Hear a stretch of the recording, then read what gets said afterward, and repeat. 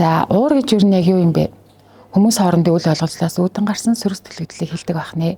За яг энэ үед хүний бие махбодод ямар өөрчлөлт гардаг вэ гэвэл стрессийн хариу урвал идэвхжиж адреналин болон эпинефрин гэдэг гормон их хэмжээгээр ялгардаг байна. Энэ үед уур нь бидний бие махбод болоод сэтгэл санааны хариу урвалыг идэвхжүүлснээр хүний биологийн олон бүтцэд өөрчлөлт орж хүний бие маш хурдан хугацаанд өндөр ачаалал авснаар энэ сөрөг сэтгэл хөдлөл гардаг байна. За яг энэ сэтгэл хөдлөлийг хэрэг хянаад сууж байхад надаас ажиглагддаг л да.